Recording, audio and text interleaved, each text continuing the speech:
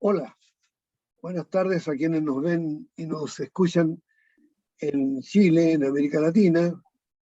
Buenas noches a nuestros amigos de Europa y buenos días a los que estaban amaneciendo en Australia y Oceanía. Muy grato que ya llevamos más de 19 meses, cada día sábado, conversando temas de interés que gravitan en la lucha social, en la reivindicación del pueblo chileno por recuperar la soberanía, la democracia aplastada en 1973. En este momento hay una gran acopio de noticias, gran efervescencia por las noticias que emanan de la convención, de distintas comisiones que están tratando temas relevantes, y ya hay algunas votaciones, algunos indicios de lo que va a pasar. Es un tema que vamos a analizar más adelante en este foro. También estamos muy atentos a las noticias internacionales. Hay una crisis mundial, crisis económica, crisis institucional, crisis de las Naciones Unidas y crisis militar en Europa del Este. Y bueno, también hay todo un proceso de lucha social, de movimientos sociales que no aparecen en los diarios. Sobre todo esto vamos a hablar con una voz muy autorizada, antiguo miembro panelista de este foro, el economista Alberto Acosta, que fue presidente de la Asamblea Constituyente de Ecuador. Fue candidato presidencial, fue ministro de Estado, economista, con estudios de doctorado en Alemania, y un hombre de terreno, un líder social que ha estado en las luchas concretas del pueblo ecuatoriano. Tiene una gran experiencia y un gran trabajo en el tema ambiental. Por lo tanto, le vamos a pedir que él se refiera a su visión de los problemas de Ecuador, a lo que pasó con la Asamblea Constituyente ecuatoriana, y también nos hable de lo que está viendo en Chile, porque ha tenido en estos días, en este corto periodo que visitó nuestro país, ha tenido contacto con miembros de la convención y con activistas ambientales que están siguiendo paso a paso estos acontecimientos. El título de este foro apunta a que lo que pasa en Chile, esta efervescencia por escribir una constitución que refleje la voluntad popular, es un tema más viejo que el hilo negro. Primera vez que ocurre en Chile, por eso nos tiene un poquito alborotados. Pero digamos que esto está en el ABC del ideario bolivariano de Francisco de Miranda. Ellos estaban muy inspirados por las ideas jacobinas de la Revolución Francesa. De hecho, Miranda, todavía en el Arco de Triunfo en Francia, está el nombre de Francisco Miranda, como porque fue capitán de los ejércitos de Napoleón en Bélgica. Y todos ellos venían imbuidos de una idea de hacer una revolución antimonárquica, a terminar con la corona española y no instalar otra monarquía, otra autocracia, otra oligarquía, sino que democracia, soberanía, igualdad, libertad, fraternidad. Bueno, sabemos lo que pasó. Murieron en la cárcel, asesinados, perseguidos, en el ostracismo, fracasaron. Ellos pusieron el pecho a las balas, derrotaron en el campo de batalla en memorables gestas militares, pero en el terreno político, las viejas clases oligárquicas que durante 300 años habían sido el soporte de la dominación monárquica española se impusieron. Y durante un periodo largo, de 160 años más o menos, la imposición fue a balazos, fue con violencia, con terrorismo, con golpe de Estado, uno tras otro. Los más jóvenes les parecerá esto medio prehistórico, pero no es tan prehistórico. Hasta el año 80 aquí tuvimos largas dictaduras. La de Brasil duró 21 años, ¿no? Y todas estas dictaduras eran impuestas por Estados Unidos. Los Estados Unidos primero invadió numerosos países de América Latina, cuando cualquier gobernante, aunque no fuera ni de izquierda ni nada, se le ocurría ponerle un impuesto a las empresas bananeras, a las empresas del cobre, a las empresas del petróleo, se le daba un golpe de Estado o llegaban los marines, invadían e imponían esto es lo que llaman los gringos el destino manifiesto. O sea, América Latina es patio trasero de Estados Unidos y punto, se acabó, y el que no quiere entender tiene que morir, tiene que salir de la escena, ¿no? Pero bueno, los tiempos fueron evolucionando a nivel mundial, surgieron más de 60 naciones en África, una evolución de la legalidad internacional, las Naciones Unidas, los pactos de derechos humanos, y entonces la dominación de Estados Unidos adquirió un matiz, llamémoslo así, un tantito más perfumado, más democrático, con apariencias de soberanía. Había elecciones, había partidos políticos. Pero claro, los partidos políticos afines a la dominación de Estados Unidos tenían prensa, radio, televisión, ¿no? Y en cuanto era posible, se falsificaban los resultados de las elecciones, ¿no? Y claro, cuando un gobierno empezaba a desprestigiarse y surgían grandes protestas, como fue el Caracazo, por ejemplo, contra Carlos Andrés Pérez, o Tlatelolco, ¿no? En México, la matanza de Tlatelolco en 1968, bueno, el gobierno muy legal, muy democráticamente sacaba las tropas a la calle y morían. 3.000, 5.000 personas. Nunca se sabe cuántos muertos hay en esas represiones que se hacen en nombre de la libertad. De hecho, Carlos Andrés Pérez se declaraba socialdemócrata y era como el encargado de toda América Latina, de la Internacional Socialista. De manera que ya llevamos un tiempo, y en Chile ya llevamos más de 30 años, en que las apariencias democráticas van quedando al desnudo, ¿no? Son apariencias. ¿Cómo hacer democrático un país como en el caso chileno, que el 80% de su producción interna está en manos extranjeras? ¿O cómo hacer democrático un país donde las Fuerzas Armadas son un Estado dentro del Estado, ¿no? O un país donde existe la Constitución que hizo la dictadura y que los gobiernos civiles posteriormente profundizaron los aspectos antidemocráticos, monopólicos, concentradores de la riqueza que estableció la dictadura, etcétera, etcétera. Esto ya no es un tema de los académicos, no es un tema de círculos intelectuales. Aquí salieron millones de personas a las calles y le dijeron, comillas, a los de arriba, ¿no?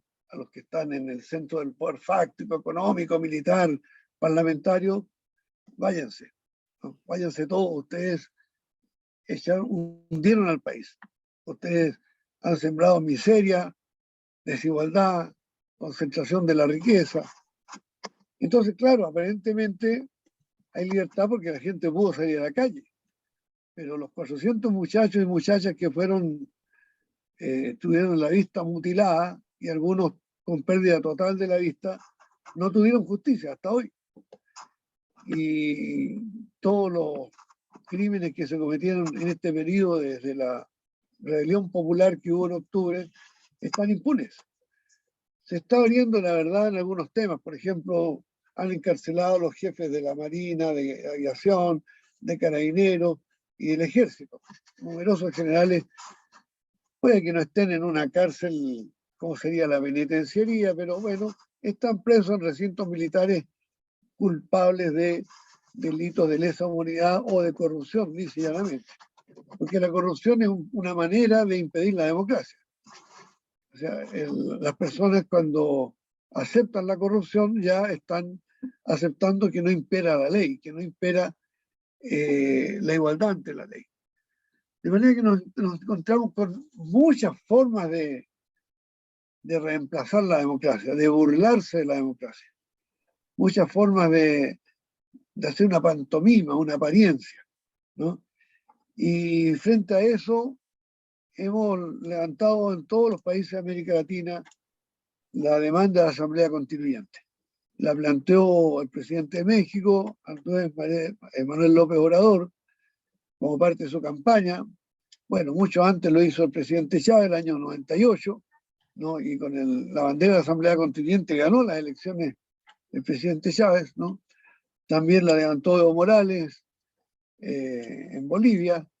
Hubo asambleas constituyentes o parlamentos constituyentes en distintos países, y hubo un país en que la Asamblea Constituyente fue particularmente representativa de la soberanía popular. Ese país fue Ecuador, y por eso que en esta transmisión de hoy vamos a partir por un protagonista de primer nivel que nos puede contar qué es lo que ocurrió, que siendo una constitución muy avanzada, de todas maneras, en esa constitución quedaron vacíos o situaciones no suficientemente esclarecidas que permitieron que la derecha, los grupos económicos, implantaran una verdadera dictadura neoliberal, que ahora está a cargo del presidente Lasso, ¿no?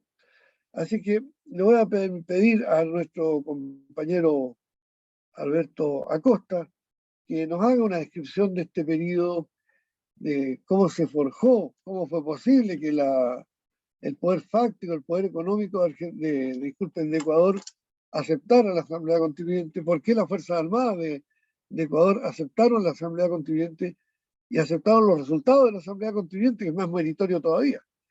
Así que bueno, tienes la palabra, estimado Alberto, para empezar por Ecuador, después seguimos por América Latina y lleguemos a Chile en la última parte de nuestro programa. Por favor, tienes la palabra. Empecemos, Gustavo, anotando que es muy importante tener en consideración lo que han significado los procesos constitucionales o procesos constituyentes en nuestra América. Tradicionalmente, en nuestra América, sobre todo, diría yo, en los países andinos, no exclusivamente en esos países, se ha buscado resolver los problemas a través de cambios legales, y cuando los problemas han sido mayúsculos, se ha optado por la vía de cambiar la Constitución. Para tener una idea de lo que estamos analizando, yo le pondría, imaginándonos un momento que estamos en un gran teatro en donde vamos a representar la vida de nuestras repúblicas latinoamericanas, uno de los telones de fondo debería ser el tema constitucional o el tema constituyente. Y así tenemos en los países andinos una serie de procesos en los cuales las constituciones han sido cambiadas en momentos de crisis.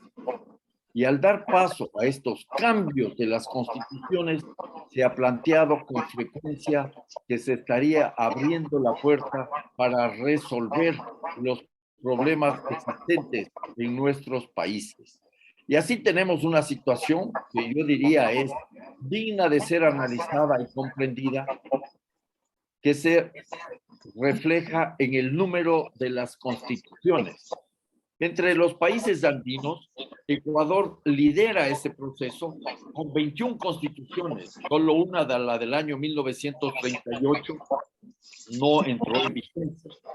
Le sigue Bolivia con 19, Perú con 12, Colombia con 10, Chile con 3.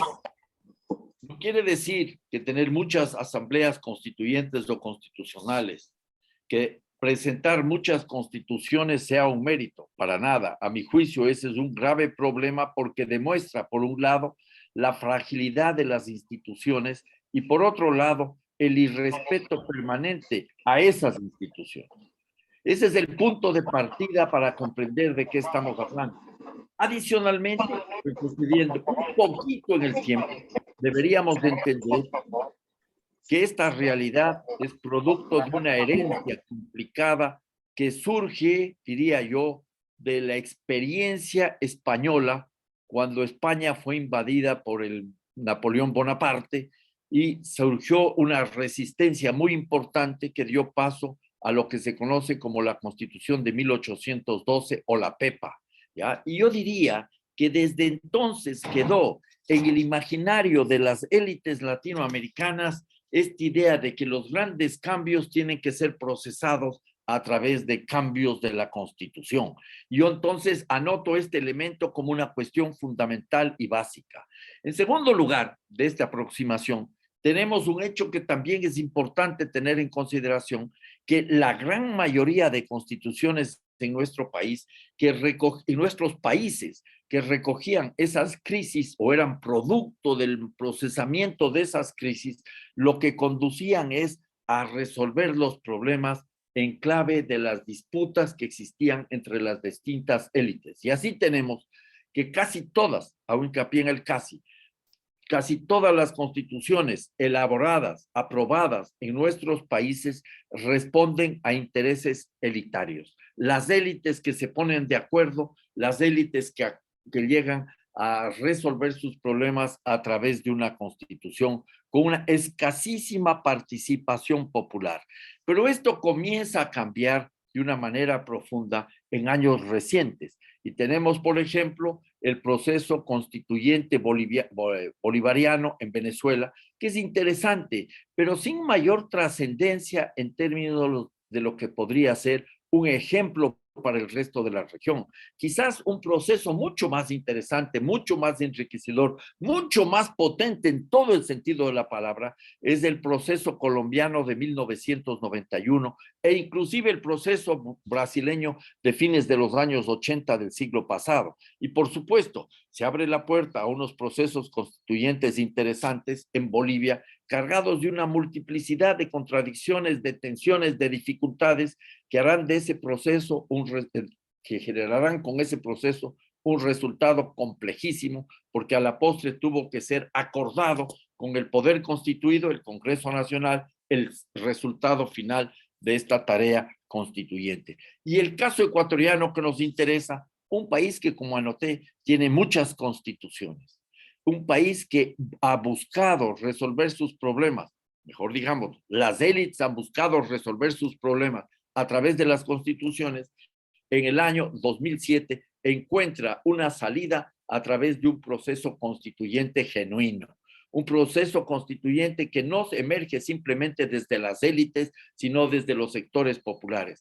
Podemos decir que el proceso constituyente ecuatoriano que funcionó, la Asamblea Constituyente del año 2007 y 2008, fue impulsada por el entonces naciente movimiento Alianza País y por quien luego sería presidente de la República. Pero esa sería una lectura demasiado instrumentalista, demasiado hasta simplona, diría yo. En Ecuador hubo desde tiempo atrás una serie de elementos que iban enriqueciendo el debate e iban proponiendo cambios profundos. Inclusive diría, y esto sucede en Bolivia, que a inicios de los años 90 emerge el movimiento indígena. Yo quiero resaltar el papel del movimiento indígena, particularmente en estos dos países, que surge como sujeto político, no solo sujeto político que reclama un espacio en la vida democrática, en la vida nacional de estos dos países, sino como un sujeto político portador de su propia visión de mundo, lo que diría el viejo Carlos Marx, una Weltanschauung, ¿ya?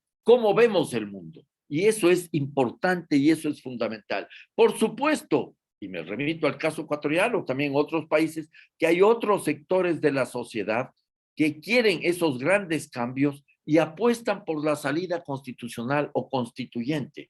Y en ese contexto es lo que nosotros tenemos que tratar de entender, lo que representan estos distintos procesos a nivel latinoamericano. Y hay elementos muy interesantes que deberíamos analizar y conocer. Concluyo esta primera parte solo señalando lo siguiente, que son procesos de los cuales se puede aprender mucho, pero no se puede copiar nada. Ni siquiera dentro de un mismo país son procesos que pueden ser reeditados de una manera mecánica. Lo que interesa ahora es ver esta disputa que hay entre las élites que quieren que cambie todo para que no cambie nada y los procesos populares que están comenzando a asumir el control de su vida democrática. Y el caso chileno es determinante. En Chile han existido, tú conoces mejor que yo y quienes nos escuchan, por supuesto, mucho más que lo que yo podría decir, 3 constituciones. La constitución de 1834, la constitución que establece el Estado oligárquico, la constitución de 1925 que abre la puerta a lo que sería una serie de transformaciones en lógica de un estado de bienestar incipiente, si queremos, y la constitución de Pinochet, que es una suerte de parto de los montes en términos democráticos, que lo que menos tenía era democracia para instaurar un modelo que lo conocemos como neoliberal. Y ahora, por primera vez, el pueblo chileno está disputando con muchas dificultades, con muchas trabas, con muchos procesos cruzados que le impiden resolver sus problemas, como han sido la multiplicidad de elecciones que distraen la atención de la población en este país, de la estrella solitaria, que debería ser el país de la estrella solidaria. Creo yo que entonces se abre la puerta a una discusión. Podemos ser muy críticos, podemos tener muchas preocupaciones, podemos adelantar un sinnúmero de dificultades en el proceso constitucional chileno, que no es un proceso constituyente genuino, pero sin embargo, tenemos que reconocer que se abren oportunidades muy interesantes, teniendo en cuenta que la Constitución no es un punto de llegada, sino un punto de partida. Muchas gracias, estimado Alberto. Permíteme incursionar un poquito en la experiencia personal tuya como presidente de la Asamblea Constituyente Ecuatoriana, porque independientemente de lo que ocurrió allá, es lógico que nosotros que vivimos aquí un proceso muy distinto, que es constitucional, no es constituyente, pero naturalmente que vamos a comparar. A mí me interesaría mucho que tú describieras ese grado de plena soberanía de la Asamblea Constituyente. Ese momento en que la Constituyente se sitúa por encima del presidente de la República y por encima del Parlamento, y el país no se derrumba, el país sigue funcionando. Eso en primer lugar. Y tengo una segunda pregunta para ti. ¿Cómo fue la respuesta de las Fuerzas Armadas? Y comparando esta respuesta de las Fuerzas Armadas con la oligarquía agroexportadora, con la oligarquía minera, en el sentido de que lo primero que uno piensa es que ellos le tienen pánico a la democracia y sienten que esto es bolchevismo, que estos son soviets, que esto es dictadura del proletariado, pero resulta que después de todos estos anatemas se meten a la Asamblea Constituyente Ecuatoriana y empiezan a discutir artículo por artículo. Entonces tengo esas dos preguntas para ti en cuanto al grado de soberanía que tú lograste constatar en carne propia, ¿no? De este cuerpo soberano de la Asamblea Constituyente, y a la resistencia de las élites nacionales y transnacionales. Por favor, adelante. Gustavo, a partir de esta experiencia, de este acumulado histórico en términos constitucionales, en términos constituyentes, nosotros pudimos anotar una serie de elementos, una serie de lecciones que fueron fundamentales. Reconociendo y recordando lo que había sucedido en el proceso más constitucional que constituyente del año 1997 y el año 1998, me remito al siglo pasado, cuando se elaboró una nueva constitución en el Ecuador, entendimos la necesidad de asegurar un ambiente propicio para la evolución de la Asamblea Constituyente. ¿Y qué hicimos nosotros? En primer lugar, convocar una asamblea constituyente a través de un plebiscito, preguntándole al pueblo si estaba o no de acuerdo con cambiar la constitución, lo cual significó forzar la constitución vigente desde el año 98, pero simultáneamente lo que hicimos es cesar en sus funciones al Congreso Nacional. La experiencia reciente del año 97-98 nos enseñaba que mantener en funciones del Congreso Nacional y la Asamblea Constituyente era sostener un ámbito de permanente enfrentamiento, de permanente conflicto. No disolvimos el Congreso Nacional, cesamos en sus funciones y dejamos abierta la puerta que vuelva a funcionar ese Congreso si el pueblo ecuatoriano en el referéndum de salida del proceso constituyente votaba en contra. Y era un referéndum bastante difícil de ganar. Recordemos que lo que se planteó es que había que obtener más del 50% de los votos válidos. O sea, que se eliminan, cuando hablamos de votos válidos, los votos nulos y los votos blancos. Entonces, el porcentaje de votos que hay que obtener, perdón, de los votos emitidos, el 50% de los votos emitidos, estoy dando la información equivocada, que incorporan a votos nulos y votos blancos. O sea que el voto positivo tiene que ganar a los votos negativos, a los nulos y blancos sumados. Eso implicaba entonces un enorme esfuerzo para obtener una legitimación del proceso constituyente. En ese escenario nosotros asumimos los plenos poderes y claro, teníamos una ventaja, que contábamos con 80 de los 130 asambleístas y en realidad, cuando yo fui presidente de la Asamblea Constituyente, procuré ampliar el número de personas, de asambleístas que estaban apoyando. Entonces llegamos de un momento a 105, 106 y en algunos temas mucho más. Tampoco caímos en la trampa de las 2/3 partes para aprobar la Constitución dentro de la Asamblea, porque eso limita la posibilidad de avanzar en la solución de los graves problemas. Hay que hacer demasiadas concesiones, pactos y arreglos que a la postre pueden hacer que una Constitución que está encantando a la sociedad termine por desencantar a esa sociedad que está en un momento dado tan entusiasmada. Yo diría que ese fue entonces un mecanismo fundamental. Ahora, ¿cómo enfrentamos ese proceso constituyente?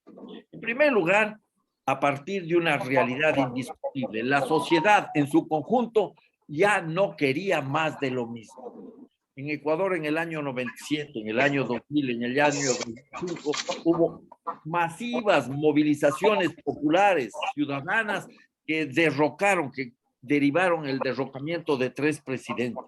Bucarán, Yamil Maguad, Lucio Gutiérrez. Había entonces un deseo de la ciudadanía de participar en la vida nacional. En segundo lugar, logramos a través de un referéndum que se realizó, si este rato la memoria no me falla, el 15 de abril o 18 de abril del año 2007, que la mayoría de la población autorice la convocatoria de la Asamblea Constituyente, el 82% de los votos. Entonces ahí hubo también una confluencia de ciertos sectores del centro y de la derecha que dijeron, sí, vamos a una Asamblea Constituyente.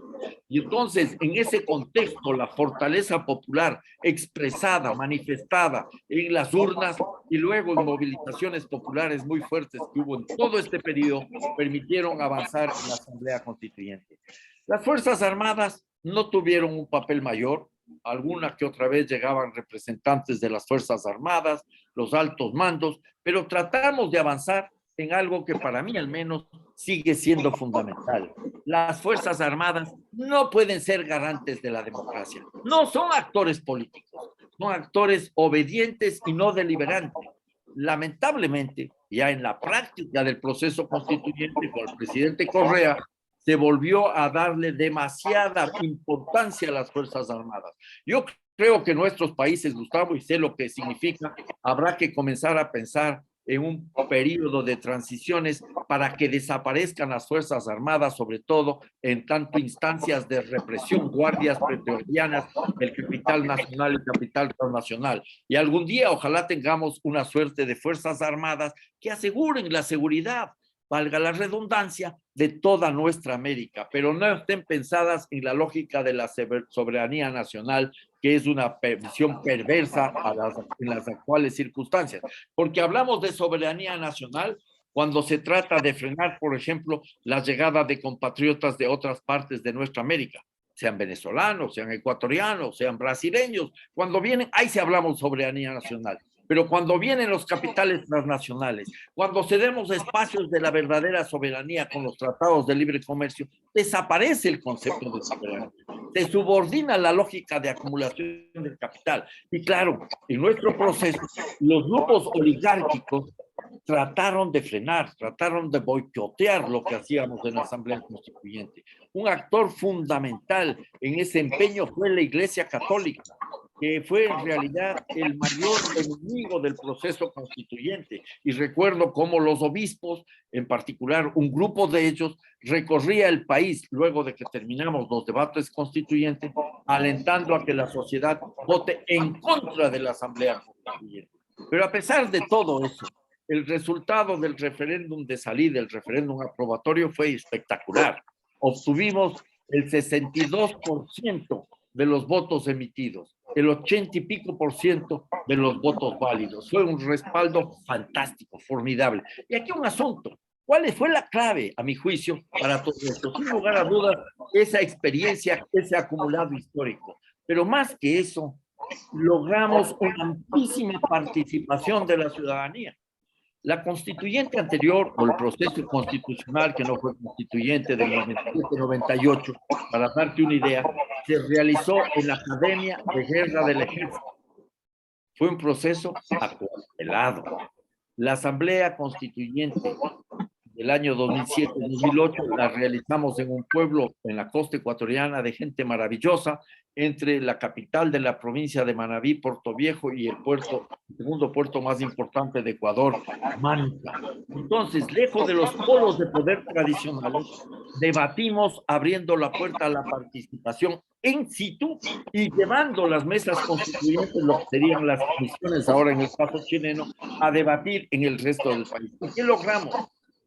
Que el epicentro del debate político no sea ya en el Congreso Nacional, porque estaba cesado, ni en el Ejecutivo, sino que sea en la Asamblea Constituyente. Y eso nos permitió entonces potenciar las discusiones, potenciar la difusión de los resultados y lograr que gran parte de la sociedad se entere de qué significa la Constitución. Un dato interesante, quizás anecdótico. Cuando empezamos el proceso constituyente de Montecristi, año 2007, hicimos unas encuestas para consultar a la ciudadanía de cuánto conocían de la Constitución vigente del año 97-98. Recuerden, un país que tiene 21 constituciones. Había un 10% de gente que había leído la Constitución entera o conocía parte de la Constitución. Yo sostenía, en forma de broma, quizás un poco burlona, que ni siquiera los abogados y las abogadas habían leído la Constitución anterior. La nueva Constitución, lo que se aprueba en el referéndum del 28 de septiembre del año 2008, luego del proceso de Montecristi, era conocida por más del 62% de la población, o conocía la totalidad o al menos parte de la Constitución. Este es un punto medular. ¿Por qué? Porque la Constitución, ya lo dije, siendo un punto de partida, no un punto de llegada, tiene que transformarse en una herramienta para seguir impulsando los cambios que requiere la sociedad. Muy estimulante el planteamiento que nos hace Alberto, porque quienes lo estamos escuchando pensando en el proceso chileno, naturalmente que tenemos que hacer la comparación, porque cuando él dice que es un plebiscito en que el pueblo decide que se convoca o no se convoca una asamblea constituyente. Acá no hubo asamblea constituyente porque en el momento en que se hace el plebiscito, la élite parlamentaria encerrada ahí el 15 de noviembre del 2019 a las 3 de la mañana, a espaldas absolutamente del pueblo, esa élite directamente conectada a los intereses transnacionales, especialmente en las empresas mineras, del cobre y del capital extranjero, sobre todo el capital financiero, prohíbe que el pueblo tenga derecho a votar si quiere o no quiere asamblea constituyente. La alternativa asamblea constituyente no aparece en la segunda papeleta. Entonces, nosotros votamos, sí, pero votamos por la primera papeleta que decía queremos cambiar la Constitución. Claro, el 80% o 79 y tanto por ciento dijo sí, quiero cambiar la Constitución. Pero la segunda papeleta nos hizo una gran trampa. Nos vetaron la opción asamblea constituyente y nos obligaron, nos encajonaron, capicúa decimos en Chile, nos encajonaron, o quieres una convención mixta o quieres una convención constitucional. Entonces hay una diferencia sustantiva. La segunda diferencia... Sí, tienes toda la razón. Permíteme que yo haría una anotación ahí. Es totalmente cierto. Sobre esa cuestión podemos discutir una y otra vez y llegamos a la conclusión de que no es un proceso constituyente genuino el que se está viviendo en Chile. Pero eso no nos ayuda mucho. Este rato requerimos, y eso me parece urgente pensando en Chile, en sacar el máximo provecho de esta convención constitucional. No es todo lo que queríamos. Al proceso no se llegó como, desde mi perspectiva y quizás la tuya, debió haber sido. Pero ese deber ser debe ser quizás un análisis histórico posterior, en otro momento. Ahora la gran tarea es cómo se logra que esas fuerzas sociales y políticas presentes en la convención lleguen a una suerte de gran acuerdo histórico. Tienen que entender que no se trata aquí simplemente de defender sus intereses particulares, abordar, por ejemplo, solo el tema ecológico, abordar, por ejemplo, solo el tema sindical, solo el tema indígena, impulsando la decolonialidad, las luchas femeninas. Todos esos temas son básicos, son fundamentales, pero no pueden ser manejados de forma segmentada. Lo que se trata aquí es de llegar a un acuerdo histórico. Esa es mi visión luego de haber discutido en la convención con varios convencionales y varias convencionales, de que necesitan entender que hay que sintonizarse para tener como gran objetivo superar la constitución de Pinochet, y el otro objetivo simultáneo y de enorme importancia es abrir la puerta a procesos de cambio que tendrán que ser disputados una y otra vez con la movilización popular. Tengo plena coincidencia con lo que tú estás diciendo. Yo, antes de entrar en profundidad al tema chileno, quise sacar algunas conclusiones de tu primera exposición para establecer la diferencia entre esa Asamblea Constituyente y nuestra Convención Constitucional, ¿no? Y hay una segunda diferencia muy relevante. En Chile, como todos sabemos, tuvimos dictadura cívico-militar de 17 años, y una vez que asumió Patricio Aylwin, Pinochet siguió 8 años más y los servicios de seguridad, los aparatos represivos siguieron intactos. Fue mucho después que vino la detención de Pinochet y una avalancha de procesos contra los torturadores y asesinos. Sin embargo, hay un dato que surge con la revuelta popular o la rebelión del año 2019, que es que el ejército, esta vez, a diferencia del siglo XIX, a diferencia de la mayor parte del siglo XX, esta vez el ejército dice: nosotros no vamos a salir a matar gente en la calle. Nosotros no aceptamos la guerra contra el pueblo que ha lanzado Piñera. Lo dijeron de manera elíptica. Cuando el general Iturriaga, dicho sea paso, ese general en pocos días más va a ser comandante en jefe del ejército, ya está designado, pero en ese momento Iturriaga era el jefe de la Plaza Santiago y, emplazado por los periodistas, dice: yo no estoy en guerra con nadie, yo soy un hombre tranquilo y voy a obedecer el imperio de la ley. Vale decir que este lío, el mensaje de Iturriaga y del ejército, porque no se arrancó con los tarros, no era una olada personal, era: mire, que no vengan aquí los políticos que hundieron al país en este marasmo a resolver el tema con que los militares salgan a matar gente en la calle. Porque técnicamente los militares pueden matar 100.000, 500.000 personas, 1.000.000 de personas, tienen armas y capacidad para eso. El tema es quién asume la responsabilidad del crimen. Y al restarse entonces las Fuerzas Armadas y el ejército en particular a esa matanza, a esa guerra contra el pueblo, obligó a la élite dominante, llamémosle civil, a los poderes fácticos, a idear otra fórmula. Y esta fórmula fue impuesta desde arriba para abajo y no tuvo en cuenta entonces los intereses de las multitudes que hubo en las calles en octubre del 2019.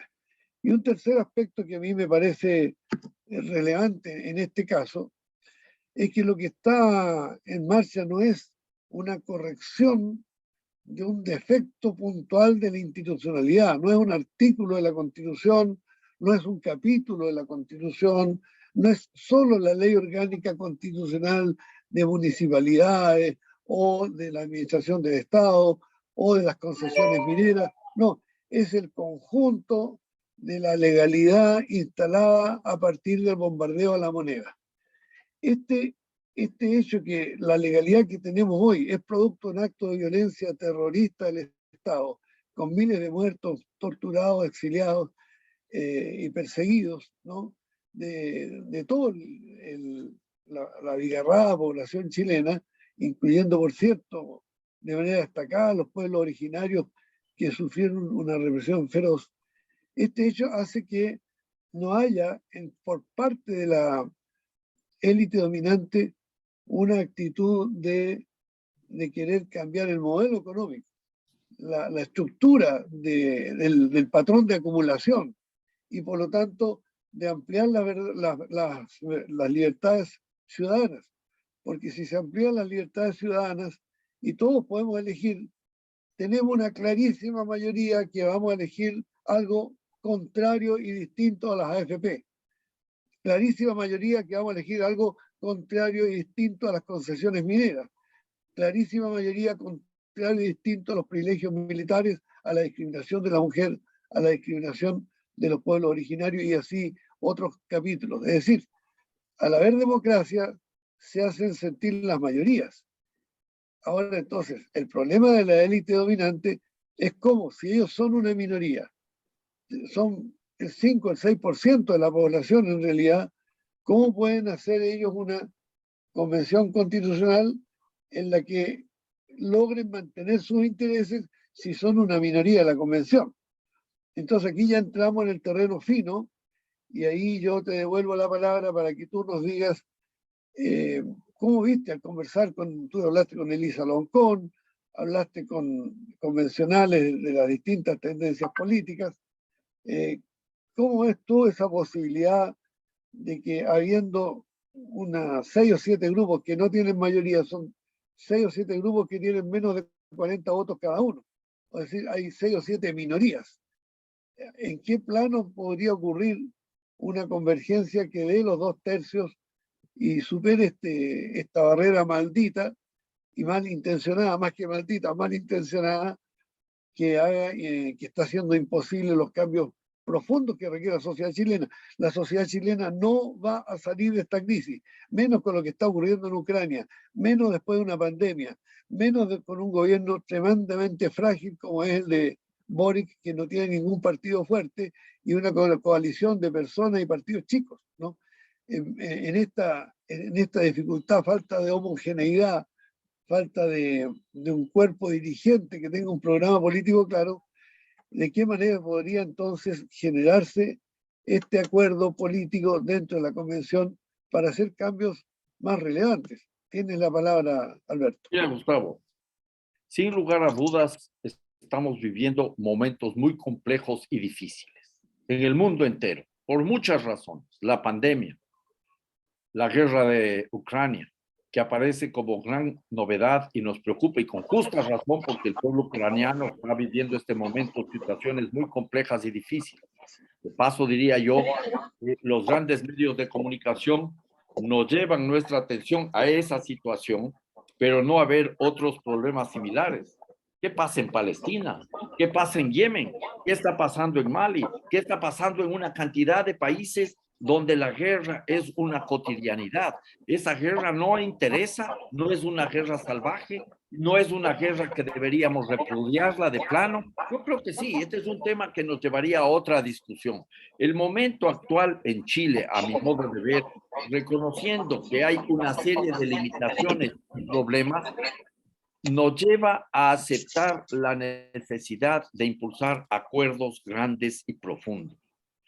Ojalá hubiera en la Asamblea Convencional, en la Asamblea Constitucional, una suerte de compromiso en puntos mínimos en donde se debería hacer hincapié. Algo de eso insinué anteriormente, pero voy a profundizar. Me parece muy bien, por ejemplo, que se discuta el tema de lo que significan los derechos de trabajadores y trabajadoras. Me parece que eso es fundamental, pero simultáneamente hay que discutir todos los derechos de las mujeres. ¿Por qué no se interpela aquí de una forma conjunta a esos dos problemas graves? La explotación de la mano de obra y el patriarcado están estrechamente vinculadas. Igualmente, en el mismo nivel de importancia y de urgencia hay que abordar la destrucción de la naturaleza, hay que abordar el tema colonial. La colonialidad está presente. Entonces yo sí creo, luego de haber hablado con una serie de convencionales, Elisa Loncón, la actual presidenta y el vicepresidente de la convención, y otras tantas personas dentro de la convención e incluso fuera de la convención, que debe haber un momento de sensatez política de estos grupos que no pueden seguir defendiendo sus intereses muy valiosos, muy importantes, dignos de ser apoyados, pero de forma segmentada, de forma aislada. La tarea es aquí sumar esfuerzos para presentar una serie de elementos básicos que constituyan la nueva constitución. Y ojo, la constitución por sí sola no resuelve los problemas. Te podría tener una constitución maravillosa, que nos paramos de pie para aplaudirla, pero si esa constitución no está recogiendo el sentir popular, si esa constitución no se sintoniza en su procesamiento, en su construcción con la participación ciudadana, y si esa constitución no es vista como una herramienta de cambio, muy poco podrá hacer o nada podrá hacer. Y vendrá la frustración, y vendrá la idea de que no hay alternativas, y de que aparecerá algún personaje por ahí que mejor estábamos en medio de una dictadura, lo cual sería definitivamente perverso. En Chile, insisto, la gran tarea es enterrar la constitución de Pinochet, transformando a la nueva Carta Magna, a la nueva constitución, en una herramienta que permita cristalizar y profundizar nuevas luchas que son indispensables. Alberto, quiero complementar lo que tú señalas en el sentido del momento histórico, que se dan condiciones mucho más propicias que las que tuvimos en el pasado. De nuevo hay una noticia de ayer, ¿no?, que la prensa no le ha dado mucha importancia, pero la tiene. Y es que el que era hasta hace 2 días atrás comandante en jefe del ejército, el general Martínez Menantó, hace pocos días, sabiendo que terminaba su mandato el día 10 de marzo próximo, escribió un documento de análisis histórico del rol del ejército chileno en los últimos 50 años, ¿no?, poquito antes del golpe de Estado en adelante. No he tenido tiempo de estudiarlo en rigor, pero toma pasajes de la historia como fue el tanquetazo, la rebelión del general Bió contra Frei Montalva el 69, ¿no?, el golpe mismo, el asesinato del general Schneider, aquí en este foro lo hemos dicho muchas veces, por parte de un comando pagado por Estados Unidos y adiestrado por Estados Unidos, y el asesinato del general Pratt 5 años más tarde por otro comando, siendo que el autor de ese asesinato, Michael Townley, vive y goza de buena salud, protegido por el gobierno de los Estados Unidos hoy, ¿no? Esta es la cuna de la democracia que llaman, ¿no?, donde protegen a estos criminales. Entonces, tanto va el cántaro al agua que al fin se rompe y aparece un comandante en jefe del ejército que es capaz de pensar críticamente y autocríticamente un periodo de 60 años, no solo los 4 años de su mandato, y hacer una clara opción de condena a la participación del ejército en los hechos de negación de la democracia y de la soberanía. Esto derivó en que en la ceremonia en que él iba a entregar el mando en el día de ayer, faltaron las principales figuras del cuerpo consular y protocolar del ejército, de las Fuerzas Armadas, y ante esta encerrona, este silenciamiento, el general Martínez Menantó renuncia a su cargo, faltando apenas, digamos, 6 días para el plazo legal en que expiraba normalmente su mandato. Este es un telón de fondo muy importante, porque el jefe del ejército el que está señalando que aquí hubo una intervención extranjera del gobierno de los Estados Unidos al interior de nuestras Fuerzas Armadas, que envileció la función militar, ya no defender a la patria de la agresión externa, sino que defender a la élite, al 1% de las demandas populares y de las ansias de democracia y libertad del pueblo chileno. Y si esta es una opinión mayoritaria en el alto mando, no lo sabemos, yo no estoy en condiciones de hacer esa afirmación, significaría un vuelco muy importante sobre el cual nosotros podemos avanzar en los próximos años con un proyecto popular, democrático, de transformaciones estructurales que no esté enfrentado directamente a los intereses corporativos del alto mando militar. No hablo de la tropa porque la tropa son trabajadores, son personas modestas del pueblo chileno que optan prácticamente con una forma de vida y en ningún caso se comprometen a dar golpes de Estado, ni a torturar, ni a matar gente. es la élite militar asociada en Chile particularmente a la oligarquía, a las familias multimillonarias, ¿no? Familias muchas de ellas de origen alemán, de origen italiano, en fin, que actúan como los policías de su propio pueblo. Otro elemento que me gustaría destacar es cómo tú haces el énfasis. Permíteme hacer un par de puntualizaciones al respecto de forma Bueno, muy rápida. Muy rápida porque no conozco el tema en profundidad. No podría opinar sobre lo que significa esta declaración de quien es o ha sido hasta hace muy poco el comandante en jefe del ejército chileno. Y tampoco podría comentar mucho sobre lo que habría dicho el que va a ser el nuevo comandante en jefe del ejército chileno, cuando dijo con mucha inteligencia, con mucha sabiduría en un momento dado, en el año 2019, que él no está en guerra con nadie. Lo que sí queda claro aquí, Gustavo, es que como sociedades democráticas comprometidas con el futuro de nuestros nietos y de nuestras nietas, deberíamos preguntarnos ¿para qué sirven las Fuerzas Armadas? Si estamos apostando a procesos de integración regional, si vemos los riesgos que existe de respuestas militaristas, de agresiones bélicas, como lo que se está bien viendo este rato en Ucrania, ¿para qué sirven las Fuerzas Armadas? ¿Cuál es el papel de las Fuerzas Armadas? De ninguna manera, a mi juicio, se puede justificar el papel de guardias pretorianas en los intereses del gran capital.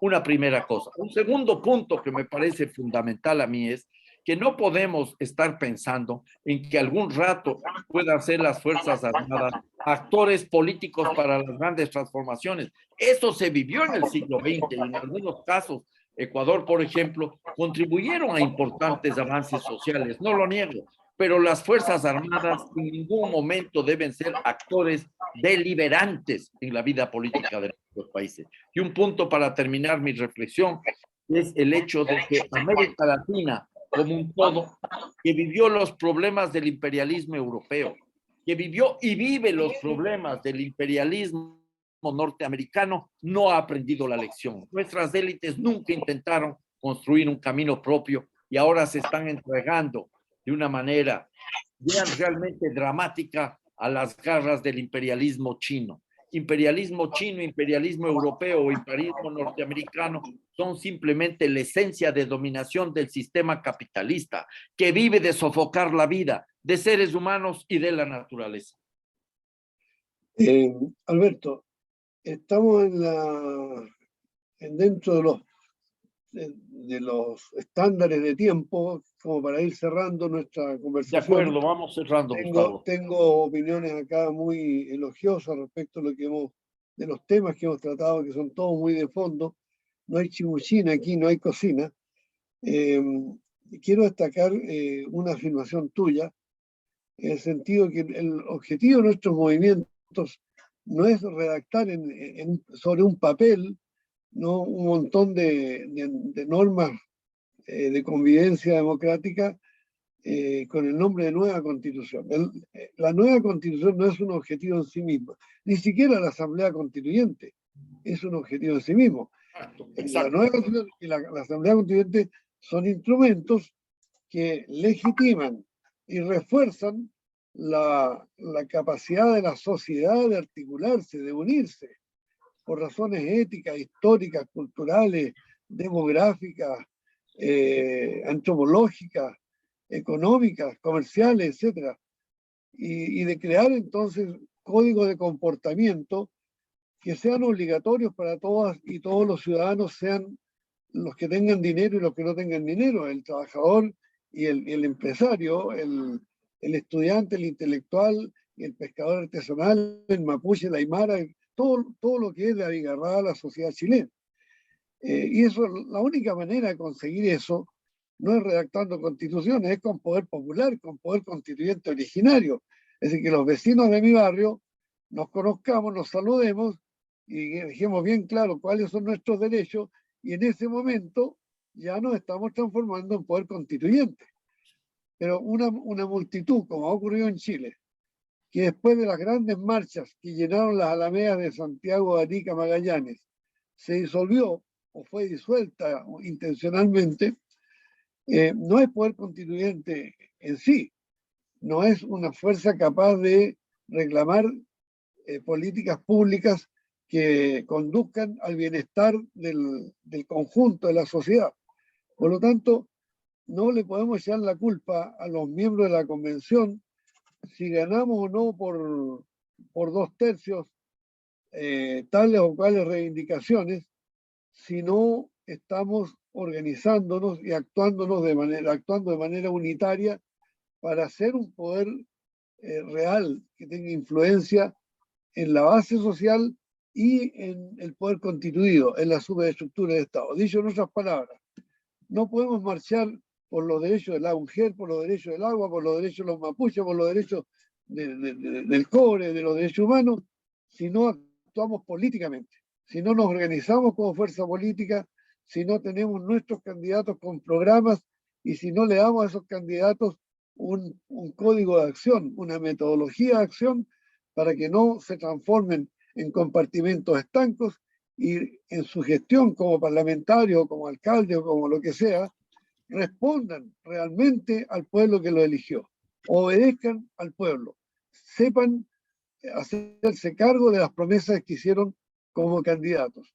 Esta situación se contrapone, esta necesidad de unir al pueblo, tal como ocurrió en dictadura.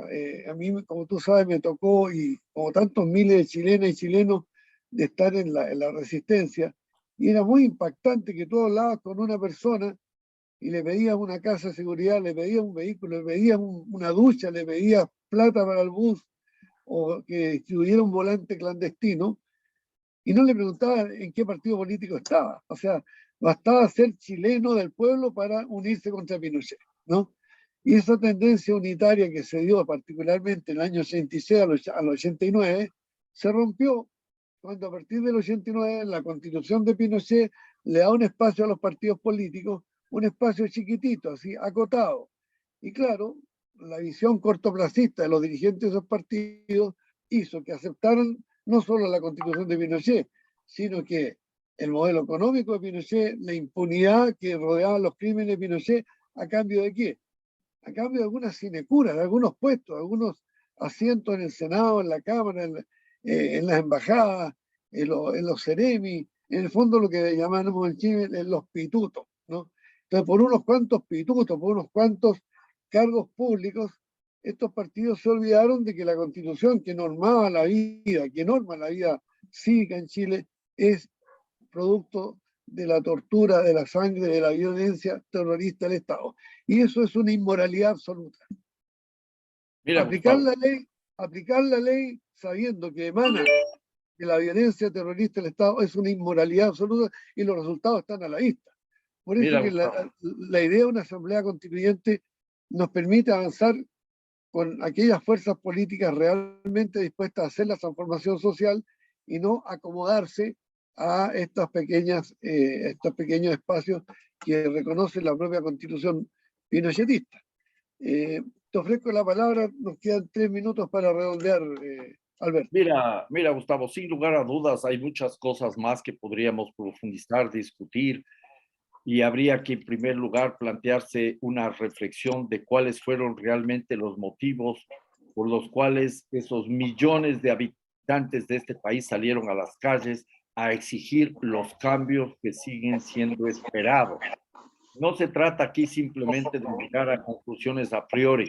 Yo veo en esta sociedad todavía elementos muy preocupantes de un modelo que se ha enraizado en gran parte de la misma sociedad, como es el consumismo, como es el productivismo, como es el individualismo. Gente que seguramente está frustrada porque están sobreendeudados y que no acceden a una vida mucho más estable, buscando siempre la acumulación. La codicia sigue siendo aquí en Chile, no solo en los sectores acomodados más ricos, sino en amplios segmentos de la población clase media y seguramente en sectores populares, una de las características básicas. Y eso no se va a cambiar de la noche a la mañana, ni siquiera con una nueva y buena constitución. Esos son temas que a mi juicio tienen que ser analizados. Y lo que sí creo que me parece a mí que es fundamental, Gustavo, importantísimo en este momento en Chile y en América Latina es recuperar el valor de la política. Y aquí yo recuerdo aquel pensamiento, aquella frase de ese dramaturgo alemán, fallecido ya hace más de medio siglo, Bertolt Brecht. Bertolt Brecht, ¿qué es lo que nos decía? Que el peor analfabeto es el analfabeto político, el analfabeto que no oye, el analfabeto que no habla, ni participa en los acontecimientos políticos.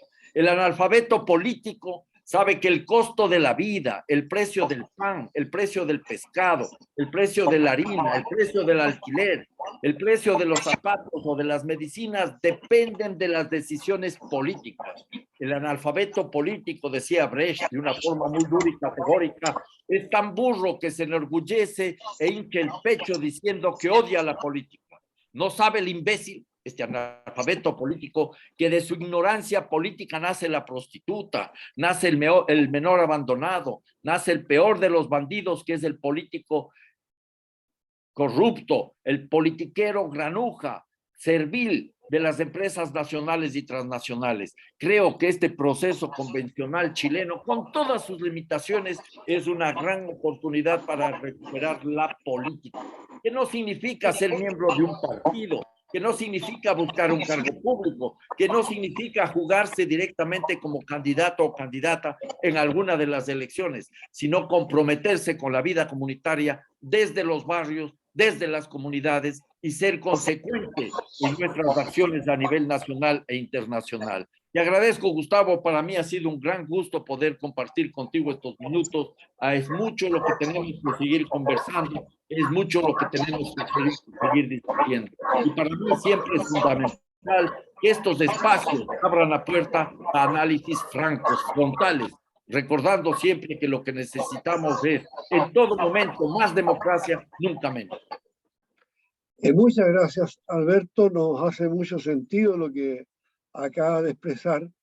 Me tocó estar hace pocos días en la comisión número 5 de la Convención Constitucional, cuando el abogado Roberto Celedón presentó la iniciativa popular elaborada por el Movimiento de la Asamblea Constituyente, que apunta a la soberanía popular, a la revocatoria del mandato de las autoridades, a plebiscitos comunales, plebiscitos nacionales, iniciativa de ley de parte de la ciudadanía, ¿no? Para resolver grandes temas de interés público.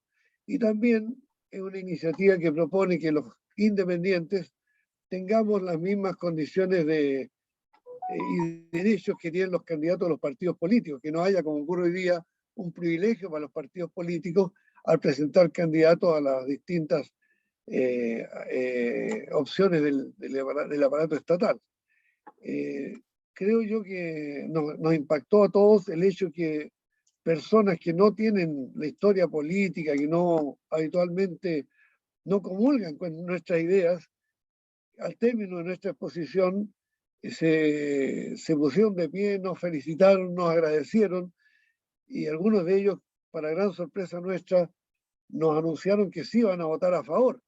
Como tú sabes, si se gana la mitad más uno en la comisión, en este caso son 19 miembros de la comisión, eso permite que después vaya al plenario, y en el plenario ya no necesitamos 11 votos, necesitamos 103 votos, siendo ese uno de los peores candados que puso la élite dominante chilena en esa mal llamada ley 21.200 de paz y por la paz y por la nueva constitución.